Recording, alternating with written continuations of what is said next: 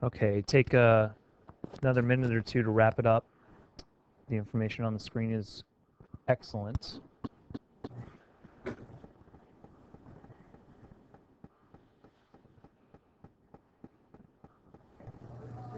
Yes.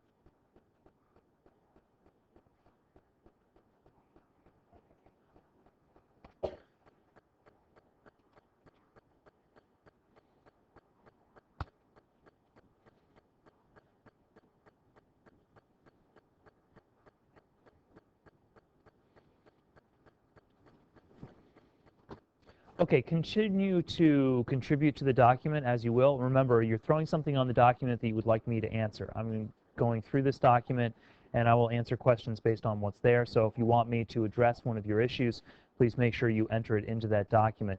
But also, if you are not doing that at this time, in fact, hold on, let me back up. Everybody, pause on what you're doing, and I want you to create a new document that you will be able to use tomorrow. Tomorrow you will be able to use one document for notes. And I would like you to label that document Evaluation Writing Notes. Remember, tomorrow is a test environment, and this is a little bit like any sort of study guide or note card that a teacher would allow you to construct before the test. So it should be called Evaluation Writing Notes. Create that document, and this is where you can take notes on what we're about to discuss. So I'd like to respond to the concerns that you've written up on the screen. And you can write the responses to those concerns in the notes document, and that can help you tomorrow when you are writing your evaluation writing.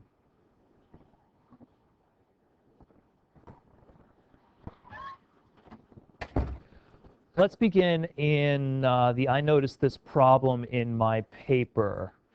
Didn't have specific evidence and I wasn't clear, didn't respond to the prompt, didn't have enough evidence. Okay, so it seems that we have two here that are the same. I didn't have enough evidence and I wasn't able to give enough concrete evidence. I didn't have specific evidence and I wasn't clear. Who would like to tell me about that? Who wrote that up there, wants to give me an example of what they're talking about? Not having enough specific evidence. Two of you wrote that, so somebody who wrote it, let me know. I don't have names attached. Andrea. Okay.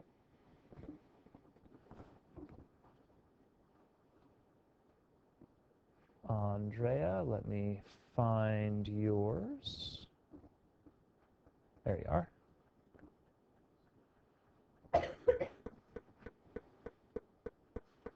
So we are dealing right now with the evidence. We're dealing with how specific evidence is, and if any of you scored low on the evidence rubric, like a 1 or possibly even a 0, perhaps you were dealing in general ideas, but you didn't give specific details. So Andrea's asking that question right now. The story, It's a Good Life, we'll scan through this quickly. Sorry. Story, It's a Good Life is much better than Monsters Do on Maple Street. Story plot is more entertaining. Good Life has more action, a bit more tension in the story. It makes the reader or watcher ask themselves questions about what is going to happen next. Anthony makes the plot a little bit like a horror story. It also seems to draw more attention than Monsters does. Okay, do you see right here, Andrea, how you have just made a transition into your second story? So it's your announcement to me that I'm done talking about It's a Good Life. I'm about to talk about monsters, right? Okay, so let's look at what you did with It's a Good Life. You tell me that Anthony makes the plot horror-oriented, right? He makes it scary. You haven't given me a specific example of him doing that. Can you give me a specific example of Anthony doing something? when he kills the dog, and the dog seems to be suffering outside, and we don't even see it. It's kind of out of the story, off screen, and yes, that's an example. Do you see how that's specific? So you've got good ideas, but in order for me to see this, I need specific evidence. So every time you make a statement like this, Anthony makes the plot a little bit like a horror story, I want that to be followed by, for example, he does this. Does that make sense? Okay, so write into your notes right now. Give examples, specific concrete examples from stories. On the other hand, Monsters has a more dull plot and isn't as interesting. It also seems to be very slow-like. Its theme doesn't make quite the impact as Good Life does. So, Andrea, also, if you wanted to talk about the slow pace of The Monsters Are Due on Maple Street, I would need an example of how it moves slowly. Like, tell me a point at which it seems to drag for you. Your ideas are good. It's just that you have holes here where specific evidence should fall. Andrea was one person that added to that, and I see a number 4 next to it, and then another one. So would anybody else like me to look at their example and show Anthony?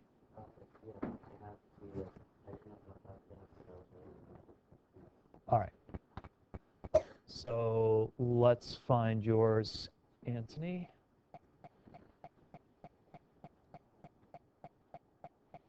There you are.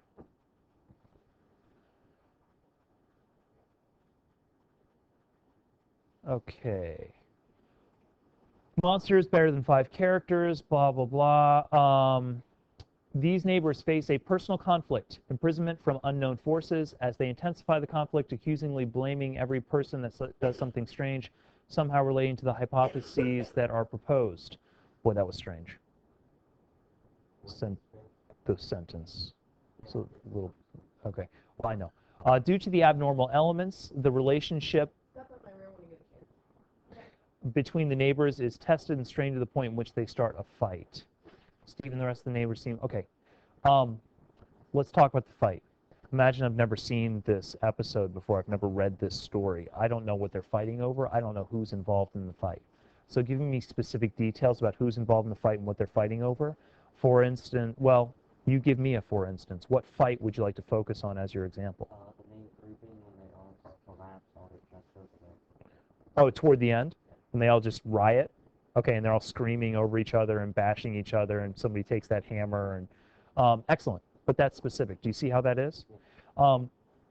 Students often, and Anthony is by no means alone, obviously, from the feedback that we've seen. Students often write something like this, and Anthony's saying, but I'm talking about the story. But there's a difference between talking about a story in general terms and in specific terms. Specific terms is where you give, specific terms are where you give names, actual events, something specific that happened. For Andrea, it's going to be killing the collie dog. For Anthony, it will be the riot in the street. I need a specific example. And it doesn't hurt to take the position that your reader has never seen this episode before. So you must explain it clearly. Anthony, does that help you? Andrea, does that help you? Is there anybody else that has not yet helped? Bridget, same issue? Okay. We'll take a look at one more.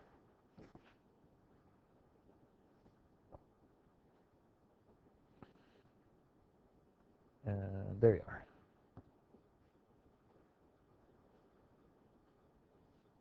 Okay, It's a Good Life and 5 characters, more action, easier to understand, better than Monsters because it's more interesting, focusing on many characters, also teaches a lesson. Tell you what, Bridget, I think that I will use yours to go into another concern that students are having, and yours really suffers from this, and I'd like to help you improve it. Take a look at, what do we have here? I didn't just consistently discuss the criterion in the claim. Oh, and here we go. I shifted my evaluative criterion. So let's take a look at this. I'm highlighting the ones, by the way, that I feel we're dealing with. That and that. Oh, here we go. Evaluative criterion. I'm going to use Bridget's for a moment. Um, I would like you, I'm going to read this. I would like you to tell me which evaluative criteria Bridget has brought to the discussion, because there are multiple. The episode It's a Good Life is the best so far. It is better than 5 characters in search of an exit because there is more action. It was a lot easier to understand as well. It's a Good Life is better than Monsters Are Due on Maple Street because it is more interesting. Also, instead of focusing on many different characters, the main focus was Anthony. It's a Good Life also teaches a lesson. The lesson is if you have power, don't overuse it. If you overuse power, others may be miserable. Anthony overuses power by making and killing things or people. These are the reasons why It's a Good Life is better than Monsters Are Due on Maple Street and 5 characters in search of an exit. Can somebody tell me the different criteria? I see at least 5, possibly 6. Anthony. Okay, action-oriented plot. An action-oriented plot is better than one that is slow and focuses on something other than action. That's a criterion. She could build an entire paragraph out of that. But instead, Bridget builds one sentence out of it. It is a lot easier to understand. A clearer written story. That's another criterion. All these are good criteria, Bridget. It's that you're using so many of them. Okay, what else? Main focus. What about the main focus? Main focus was on Anthony. Oh, the focus on characters, right? How many characters? One character or multiple characters? What else, Bridget? Teaching a lesson, that's right. Teaching a lesson. Anything else? She talks about it being interesting in there, right? Bridget, here's your question. If you were to pick one to focus on, which one do you think you would focus on? And I'll give you a hint. You should look at the one that you developed more in the paragraph.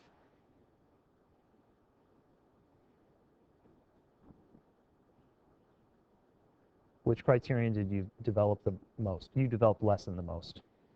So Bridget, think about it this way. Your claim runs something like this. The teleplay It's a Good Life is better than both 5 characters in search of an exit and The Monsters Are Due on Maple Street because it teaches a more valuable lesson. Sentence over. And then you give me a couple sentences about the lesson learned from It's a Good Life with specific details. And then a couple sentences about the monsters and 5 characters and how they either don't teach a lesson or teach one that's not as valuable. Does that make sense? Then you never talk about action. You never talk about the number of characters. You never talk about the clarity of a plot. You're focused on one criterion. Over here, I see at least, wow, we have a 14 on that. Is that a mistype, or honestly, do I have 14 students who have this concern? Huh? Right, okay. That's what I was thinking. Okay, several students are concerned about the criterion. I was concerned about the criterion as well. And I want you writing this in your notes. Find one criterion and do not move from it. Yes, thank you, Bridget. Do not move from your one evaluative criterion.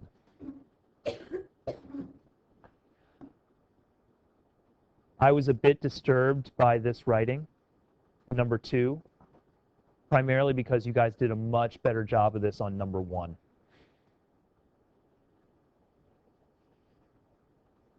So you need to go back to what you were doing with number 1.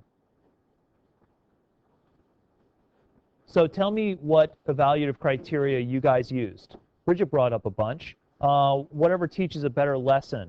Whatever seems to be more action-oriented. What other criteria did you use to judge episodes? Caitlin? Like storyline. What about the storyline?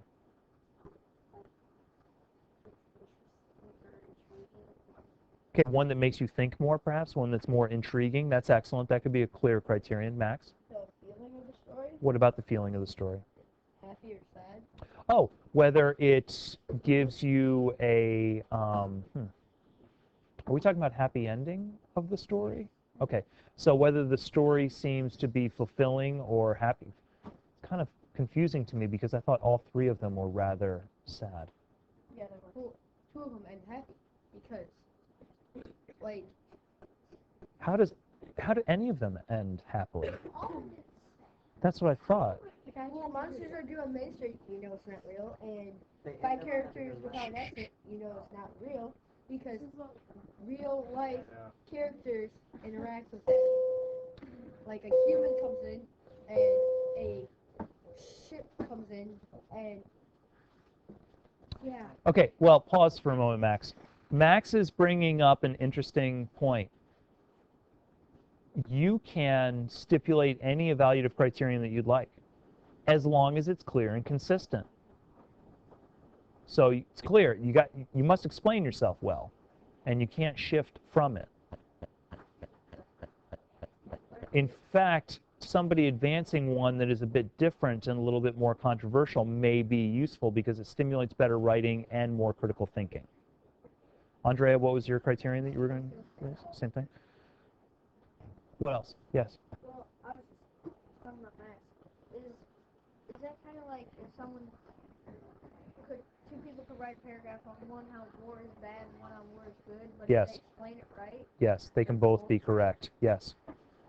No, that's the point. And Jarrett, man, I'm glad you said that because you're getting to the heart of this type of writing. That you can radically disagree with Sophie on which episode or teleplay you believe is better. If you have different evaluative criteria, then you could both be correct. So if you're saying, I really like acting, and I thought the acting in this episode was fantastic. And Sophie says, yeah, but I really like theme. I like my story to have a good message. And this episode's better. And you could look at her and say, yeah, you're right, that episode has a better theme, but I don't care. I care more about acting. So in a sense, even though you're conflicting, you're both correct because you're just applying different criteria. Good point. Let's see what else we've got here. I didn't go into more detail about what everything was. I'm not quite sure what that feedback is. Would the person that typed that like to explain? Obviously, you had a flag on everything. Sarah? So let's take a look, Sarah.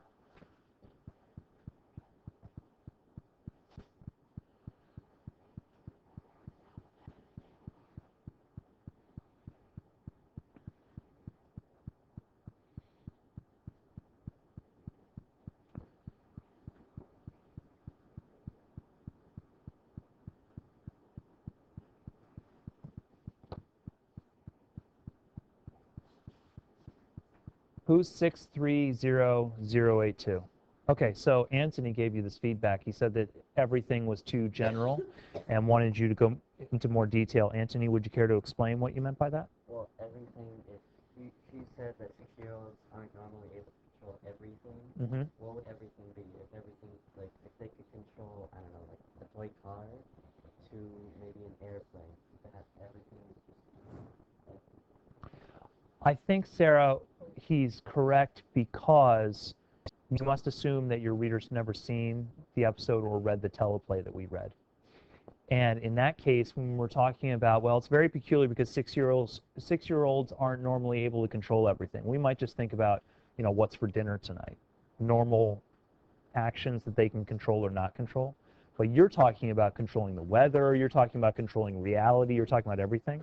So I think Anthony is asking for you to give details so the reader understands that we're talking about everything.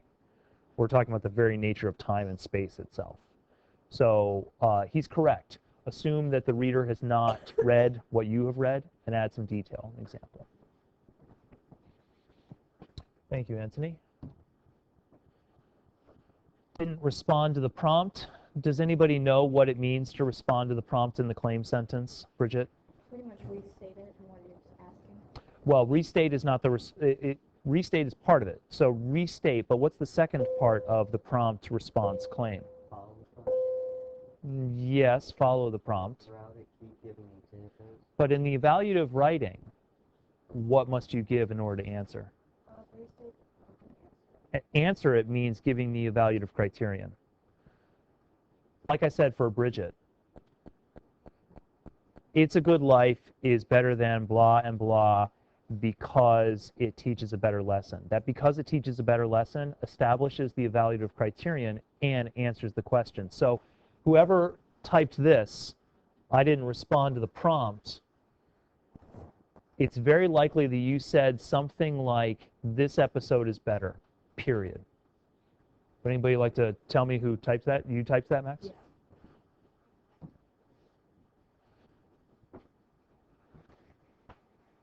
My brother was helping me, and he told me to put a period there, and I told him I was looking at the Moodle site, and he told me to put a period there instead of just having it go on as a poem. He probably thought there was so much material in this sentence that you should cut it rather than rambling on. And he's partially correct because the titles are so long, but I think it would be fine. The story Monsters Are Due on Maple Street is a better story than both Five Characters Without an Exit and It's a Good Life because, and then just wrap it up simply to state your evaluative criterion, whatever it is. What did you decide because it ends more happily? Yeah. Yeah, because it ends more happily. And it feels like there's more to the story than there's not. Okay, but be careful. Don't add an and. Don't add a second evaluative criterion. Focus on one. You have plenty of work. I did that in the bottom, the happier feeling, and then in the first sentence I did, when the fingers crossed, it feels like there's more to the story. Okay, get to the same point, Max, and that point is this, that you may want to talk about 5 different issues connected to these episodes, but I only want you talking about one paragraph. And if you're following the advice I gave to Andrea about all of that detail you have to add, man, you got plenty to fill a paragraph on one criterion. So just focus on one. Even though you might have 5 different thoughts, just focus on one of them and develop it, okay? And that's what's going on here. Several of you probably dropped down from a 3 to a 1 on the prompt response claim criterion because you didn't answer the prompt. And that means establishing your evaluative criterion. I think we've got this.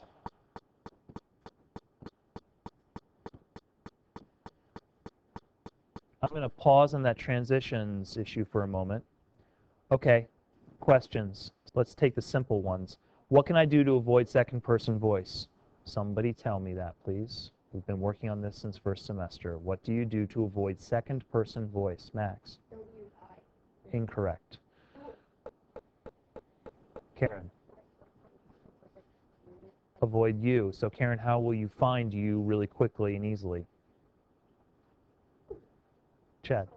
Control F, type YOU, press enter, and it'll flag every single one. Type that into your notes.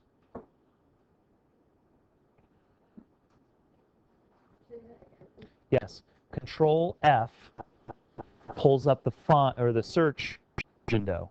Type YOU. It'll find you, it'll find your as in you are. It'll find every version of the second person voice.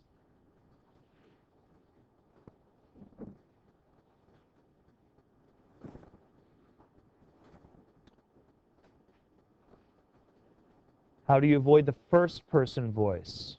It's not as simple, but you can take the same approach. What are you looking for? Anthony? Control I space. You could do I space. However, it's going to take some time because first-person pronouns are wide and varied. They're sometimes singular, sometimes plural. The second person is much easier. Singular and plural is the same, so we don't have as much to look for. In your notes, do this. First-person voice, look for. I'm about to give a list, because I see people commenting on it right here.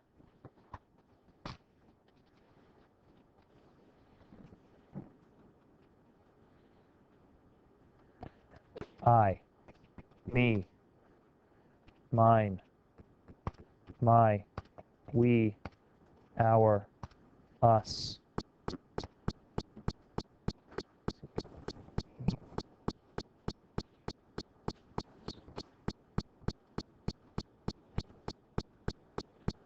This will help you avoid, I think that, my opinion is that. In my opinion, this is the lesson that we learn. This is what we see.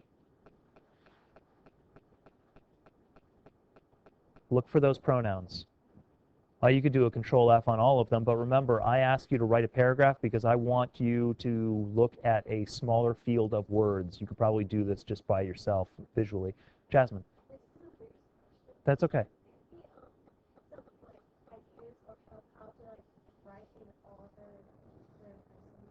Oh, right in third person? Okay, so Jasmine, let me pull up one of your, or pull up your writing, and then I can give you an example from your writing. Jasmine, that's not an embarrassing question at all, and it's the question that I think most students are afraid to ask, which prevents them from actually learning how to do it.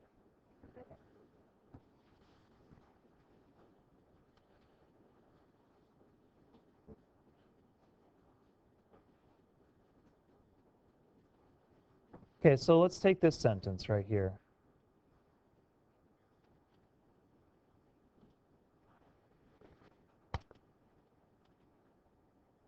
I couldn't understand what was going on, who they are, or where they was. So, let's see.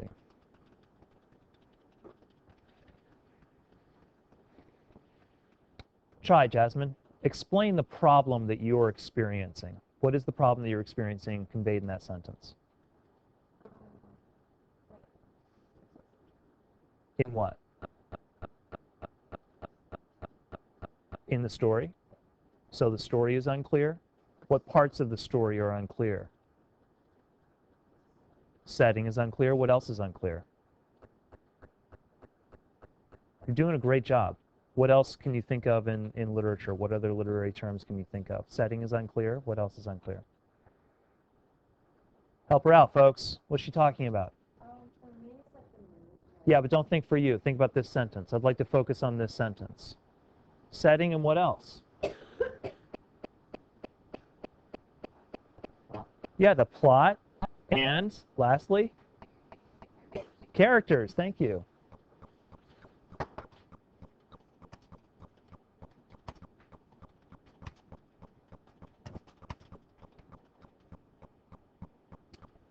I am typing sporadically.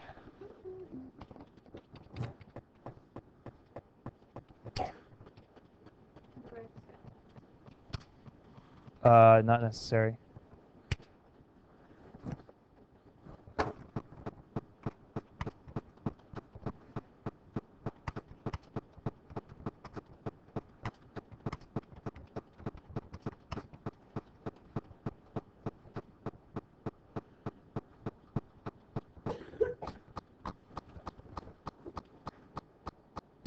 That one, Jasmine, is a little bit tricky because you actually must totally rewrite the sentence. And sometimes you must totally rewrite the sentence and remove yourself from it and just think about the idea that's going on. Did you do it again in this?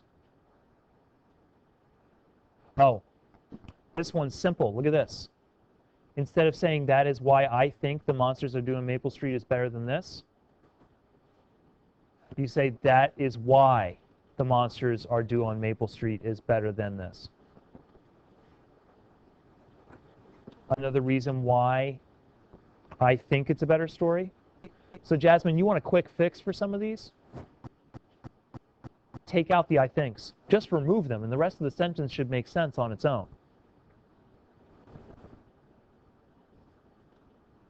How about this? Jasmine, how would you do this? I like the character better because. Just speak it. How would you fix that? You're going to take out I like.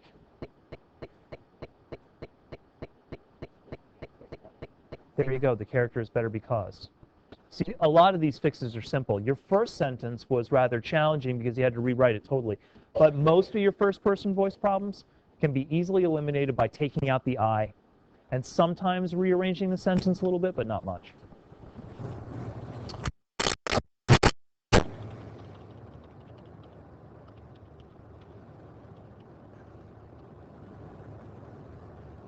Okay, we did this. Did this.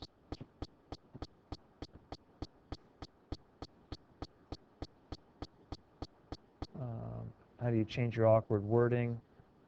Okay, so this is a word choice issue. This is a word choice issue. This is a word choice issue. Entertaining. Let me address this. We're almost done with time here, so got to get this quickly. What should I use instead of thing? Well,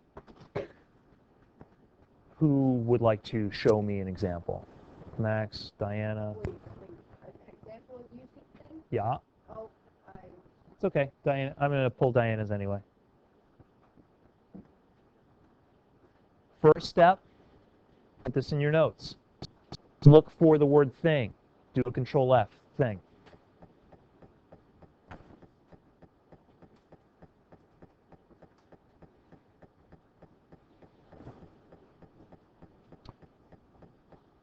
That's step number one. That's the step that you're not taking. It's just to find it.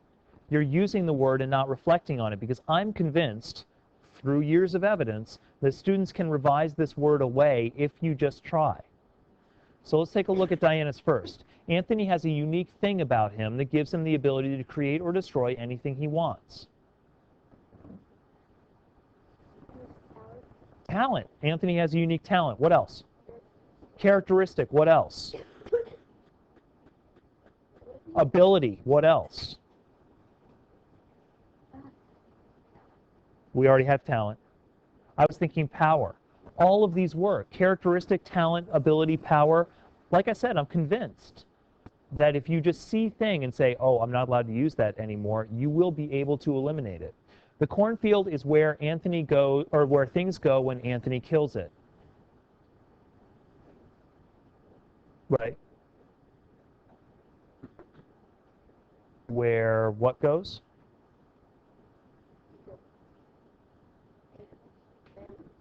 Peoples, animals, mammals, objects. What? Everyone or everything, even though thing is part of everything, everything and anything, those two words are acceptable because they are intentional. Diana wants to say everything. And that word means anything you can imagine goes into the cornfield. If she just says things, it speaks to me that she doesn't really know what she's talking about or hasn't specified. So she can use everything or anything. In fact, she used anything, didn't she? Right up here. And I did not have a problem with it. So that is acceptable. Okay, you've raised a number of good questions, and unfortunately that's all the time we have to answer those questions today, but continue to take a look at and reflect and write into your notes, and you may use that notes document tomorrow on that test.